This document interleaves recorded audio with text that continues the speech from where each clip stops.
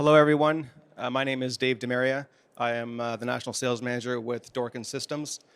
Welcome all today. I'd like to introduce you first to our company, Dörken Systems.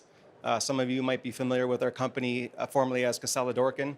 We changed the name a few years ago, and we've been specializing in below-grade drainage membranes, dimple sheets, waterproof membranes, and recently we've started going above grade with high-performance air barriers, peel-and-stick membranes, and what we're going to be focusing on today is our Delta Dry and Lath rain screen with an integrated lath. With me today, we have Kurt Treewilliger from Canadian Stone. He will be helping with the demonstration of the lath on the Delta Dry and our Delta Vent SA. Some learning outcomes for today. Basically, we're going to go over common practices with stucco and adhered stone, some of the issues that rise from traditional systems, and then we're going to talk into a little bit more about drainage and letting water drain and moisture drain from the building envelope. Third, we're going to understand a little bit more of the building science.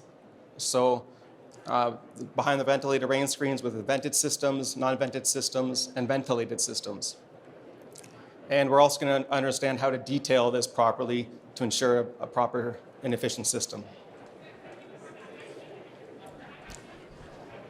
Common practice. So this is typically what we see on the screen as a traditional system. It's been used for many, many years. Starts off with the black building paper. They put on a weep screed at the bottom, and then they would basically put your metal lath and your stucco or your adhered stone. So there's been many across Canada and the US, many stucco failures, many issues with adhered stone with this system. So what a better system is adding drainage and ventilation. We do this with our Delta Dry stucco and stone. Delta Dry and lath. So if you can look here in this detail, what we show is now we have an air gap on the back side of the Delta Dry and lath to prevent any moisture that gets behind the membrane to drain down. The lath now is integrated, and it's a fiberglass lath, not like metal. So the fiberglass lath is fully adhered to the membrane, which eliminates a step, which makes it quicker and easier to install. And then you would apply your scratch coat or your thin veneer stone. What we also show here that wasn't in the previous detail was the bug screen at the bottom. So this doesn't impede drainage, doesn't impede airflow, but still allows any bugs or critters from crawling up into behind the rain screen. And this is our best practice detail. What we've done is we added a drip edge to the very bottom to prevent any water that gets behind the membrane to flow outboard, so it doesn't have a chance to work its way into the building.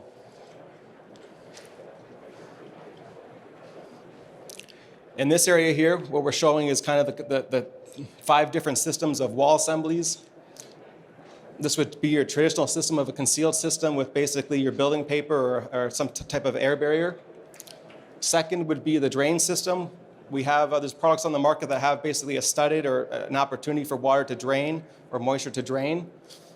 We have a vented system. This is with sometimes those random fiber mats. So it creates an air gap, creates drainage behind the membrane and the stone and the stucco, but it's not fully ventilated. The third system is fully ventilated, which shows it's got drainage at the very bottom of the detail, but also at the top. By allowing this detail at the top, you now have air circulation, which allows any moisture within that wall to dry or to drain.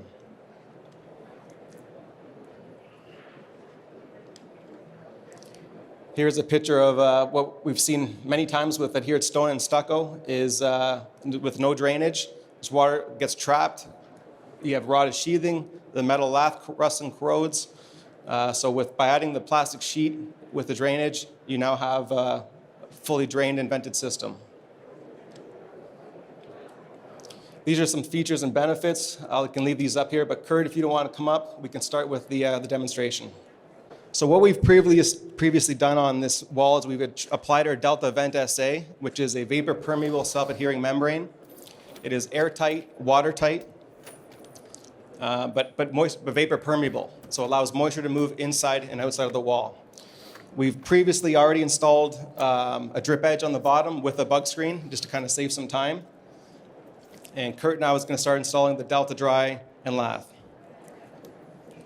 As you can see in the Delta Dry and Lath, there's these shorter lath dimples, which is our nailing strip.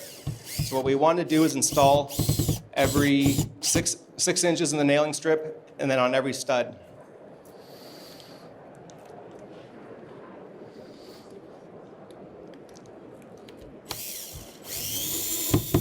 So what we're showing now is Kurt's obviously screwing it. You can use nails as well to mechanically fasten it. And if you're using it on a commercial project with exterior gypsum, obviously you'd be screwing it into the steel studs.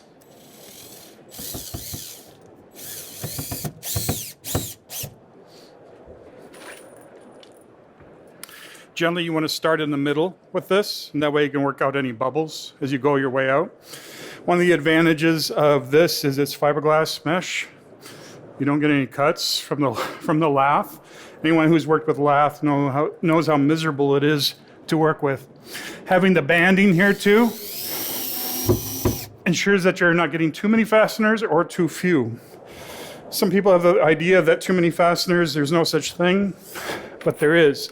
The more fasteners you put in your wall, the more potential for ingress of moisture into the wall. So sometimes you'll see somebody with a nailer and they're just 4 million nails into the sheet of lath.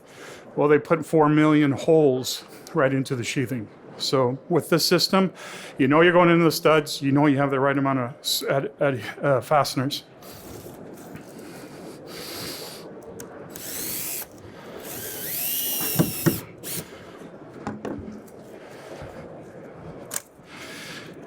It's lightweight, so easy to install.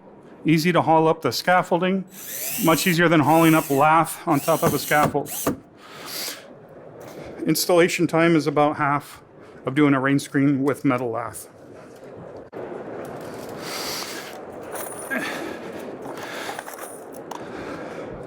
Having the opening at the bottom too allows for airflow. So the nice thing with this is it ventilates in 3 different ways. So it'll allow water to flow, which if you have water flowing in here, you've got other more serious problems. But it also allows water to dry. So if any moisture finds a way to get past this plastic into there, there's so much air in there, in the system, that it's just gonna dry out. And when it dries, the vapor is able to escape because it's vented on top and bottom.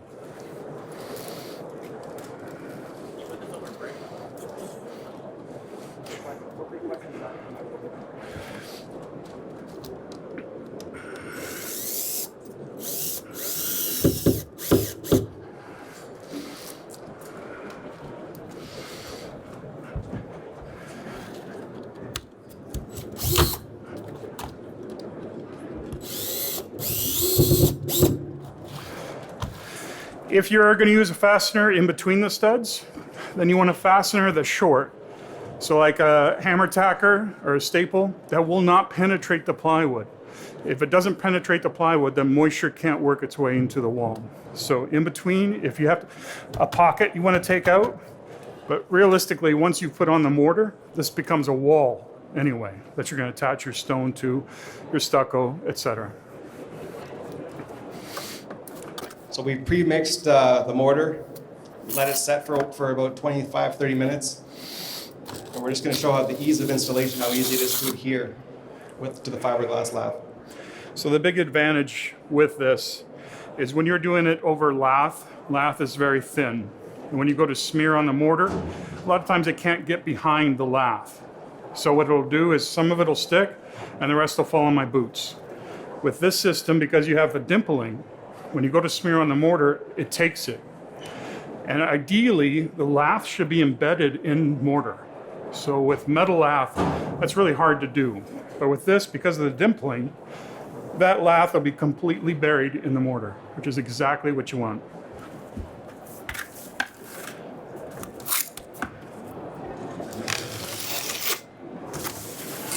Has anyone in the audience worked with metal lath before? Yeah, not too fun, is it? Honor your fasteners into your structure.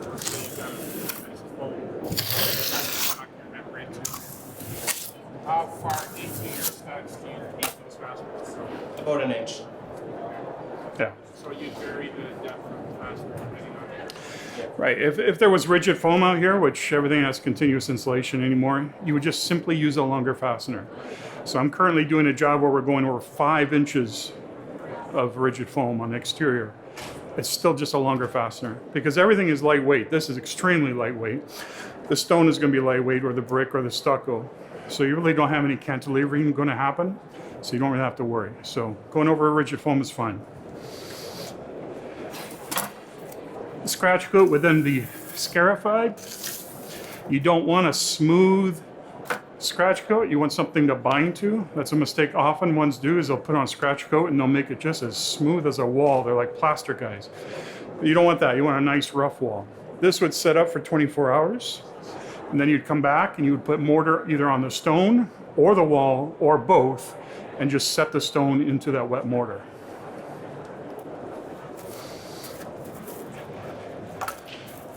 Now, clearly this hasn't set up or dry.